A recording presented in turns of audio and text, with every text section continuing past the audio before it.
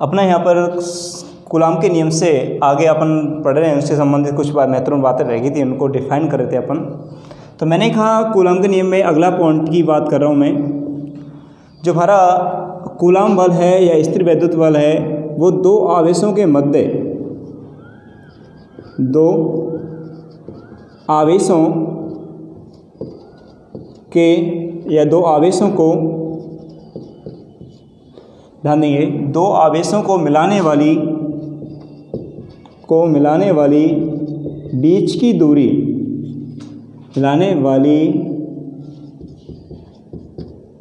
बीच की दूरी के अनुदिश होता है। दूरी के अनुदिश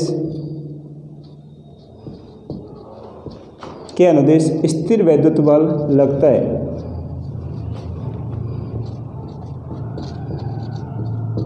स्थिर वैद्युत बल लगता है। ध्यान देंगे, मैंने कहा दो आवेशों को मिलाने वाली बीच की दूरी के अनुदिश स्थिर वैद्युत बल लगता है, या अपन कह सकते हैं स्थिर वैद्युत बल की जो दिशा है दो आवेशों के मध्य मिलाने वाली बीच की दूरी के अनुदिश होती है। अगला बात करें अपन,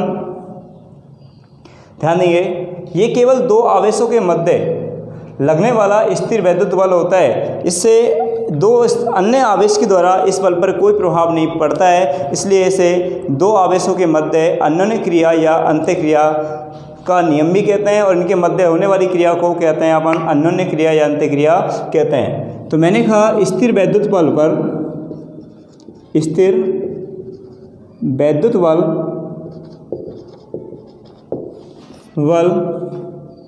पर तीसरे आवेश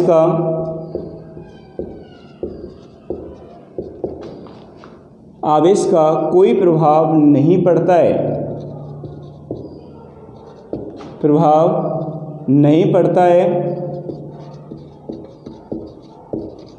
कोई प्रभाव नहीं पड़ता है, इसलिए यह केवल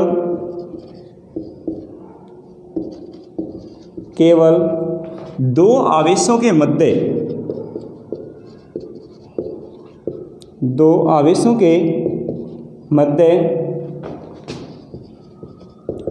लगता है।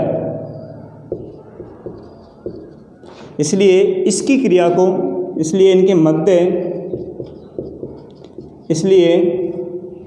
इनके मध्य होने वाली क्रिया को अंत्यक्रिया होने वाली क्रिया को अन्योन्य क्रिया या अंत्यक्रिया कहते हैं। और इसके नियम को बेटा इसलिए मैंने लिखा, इसे दो आवेशों के मध्य अन्योन्य क्रिया या अंत्यक्रिया का नियम भी कहते हैं। अगली बात, जो स्थिर वैद्युत बल है उससे जो मापा गया था उस उपकरण का जो नाम है वो है टार्जन तुला। मैंने कहा यहाँ पर स्थिर वैद्युत बल को जो मापा गया था उसे किसके द्वारा मापा गया था? टार्जन तुला के द्वारा मापा गया था। स्थिर वैद्युत बल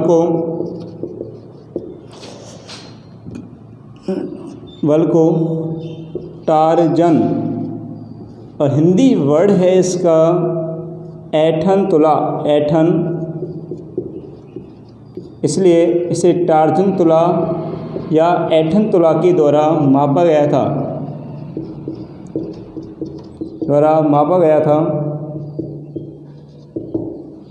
ध्यान दीजिए, मैंने कहा स्थिर वैद्युत बल को टार्जन तुला या ऐठन तुला द्वारा मापा गया था।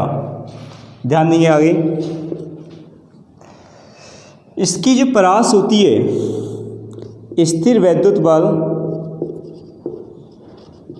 या मैं लिख सकता हूँ एक और वर्ड इसका कूलाम बल। एक ही बात है, स्थिर वैद्युत बल या कूलाम बल की परास पूछी जाती है कई बार एग्जाम में। जो परास होती है इसकी रेंज अपन कहाँ से कहाँ तक लगा सकते हैं इसे? परास 10⁻⁻15 मीटर से अनंत तक होती है।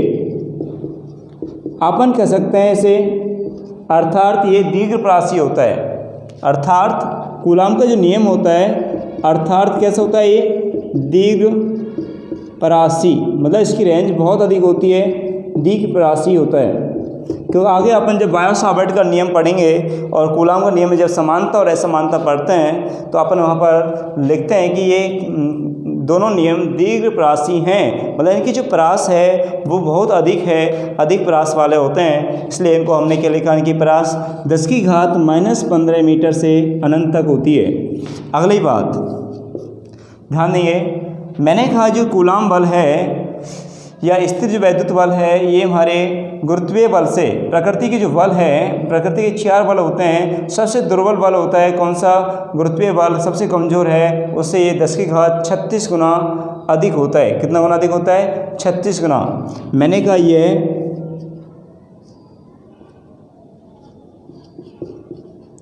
गुरुत्वीय बल से 10⁻36 गुना अधिक होता है लगभग। ठीक है, आगे और बात करते हैं अपन। इसकी बात की, प्रास की बात की मैंने, और यहाँ पे बात की इनके, तो ये सारी बातें थी छोटी छोटी हमारी कूलाम के नियम से संबंधित महत्वपूर्ण बातें हैं। आगे अपन बात करते हैं कूलाम के नियम के दोष या सीमाएं। कूलाम के नियम के, कूलाम के नियम के दोष या परिसीमाएं क्या नाम से आ सकती हैं, लिमिटेशन ऑफ कूलाम के नियम से, या कूलाम नियम के दोष की बात करें अपन तो कूलाम के नियम दोष क्या है बेटा, कि आपको पता है कि कूलाम का नियम केवल 2 आवेशों के मध्य लागू होता है, 2 से अधिक आवेशों के लिए लागू नहीं होता। कि एक दोष देगा कि कूलाम का नियम, कूलाम का नियम केवल 2 आवेशों के लिए लागू होता है, आवेशों के लिए होता है, 2 से अधिक आवेशों के लिए लागू नहीं होता है, 2 से अधिक आवेशों के लिए लागू नहीं होता है। और आपने देखा है 10⁻⁻15 मीटर से कम दूरी, एंगस्ट्रॉम दूरी होती है 10⁻−10, उनके लिए लागू नहीं होता है। ध्यान दिए, 10⁻−15 मीटर एंगस्ट्रॉम नहीं, 10⁻−15 मीटर से कम दूरी के लिए लागू नहीं होता है, से कम दूरी के लिए लागू नहीं होता है। ठीक है, एक तो ये हो गई हमारी इनकी कूलाम के नियम की दोष या परिसीमाएं बात करते हैं अपन, तो यहाँ पर ये पूछी जाती है एग्जाम में, तो यहाँ पर लिख सकते हैं, यहाँ पर कूलाम का नियम केवल 2 आवेशों के लिए लागू होता है, 2 से अधिक आवेशों के लिए लागू नहीं होता, और 10⁻−15 मीटर से कम दूरी के लिए लागू नहीं होता है। प्लीज़ आगे हम बात करते हैं कूलाम के नियम के महत्व की बात कर लेते हैं। यहाँ पर मैं एक्स्ट्रा बना के बात करते हैं आगे कूलाम के नियम के महत्व। ये भी पूछे जाते हैं, अपन बात करते हैं कूलाम के नियम के महत्व क्या है यहाँ, और ये क्या है यहाँ पर जानेंगे अपन कूलाम के नियम के महत्व।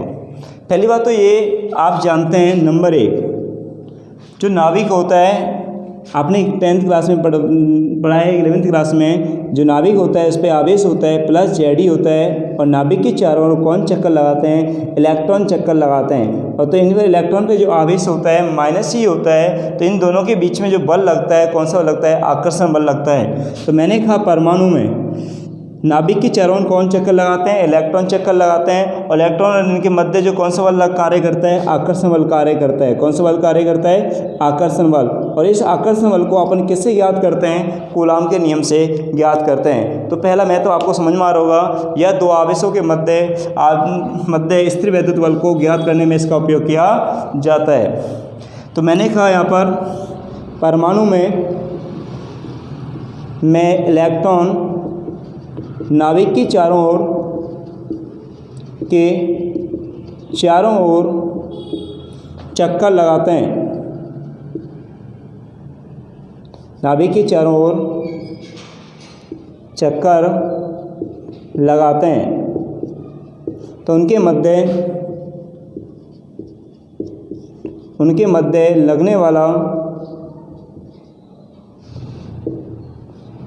लगने वाला आकर्षण बल को कूलाम के नियम से ज्ञात किया जाता है। कूलाम के नियम से ज्ञात किया जाता है। नंबर 3, आपको पता है कि यहाँ पर सबसे छोटी जो इकाई होती है वो परमाणु होती है, और परमाणु मिलकर किसका निर्माण करते हैं। यहाँ पर परमाणु मिलकर किसका निर्माण करेंगे, अणु का। तो इस प्रकार उनके मध्य कौन सा बल कार्य करेगा, आकर्षण बल कार्य करेगा, और उस आकर्षण बल को भी अपन किससे ज्ञात करेंगे, यहाँ पर कूलाम के नियम से। किसके नियम से, कूलाम के नियम से। तो ध्यान देंगे अपन। तो मैंने कहा परमाणु मिलकर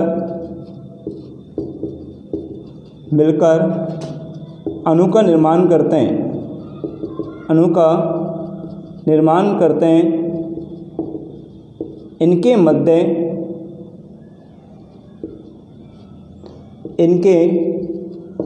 मध्य लगने वाला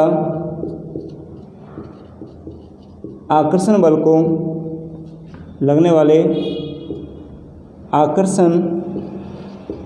को कूलाम के नियम से ज्ञात करते हैं।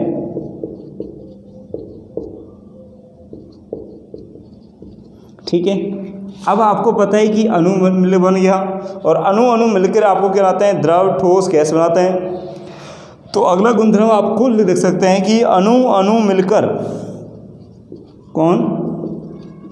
अगला मैं बोल रहा हूँ, आप लिख लेंगे आराम से। मैंने कहा अगला गुण क्या है इसका, कूलाम का नियम का महत्व क्या है, कि मैंने कहा अणु मिलकर किसका निर्माण करेंगे, द्रव या ठोस या गैस का निर्माण करते हैं। तो अणु के मध्य लगने वाले आकर्षण बल को किससे ज्ञात करेंगे अपन, कूलाम के नियम से ज्ञात किया जाता है। तो एक बार आप इस पूरी डिस्प्ले का एक शॉर्ट स्क्रीन ले लेंगे और अपने यहाँ नोट्स में उतार लेंगे। तो आगे अपन नए टॉपिक के साथ आते हैं नेक्स्ट वीडियो में, कि यहाँ पर कूलाम के नियम का सदिश रूपांतरण, इसके साथ बात करेंगे अगले टॉपिक में। और साथ में अपन पढ़ेंगे इसके बाद यहाँ पर पैरा वैद्युतांक। क्या पढ़ेंगे, पैरा वैद्युतांक। ध्यान देंगे।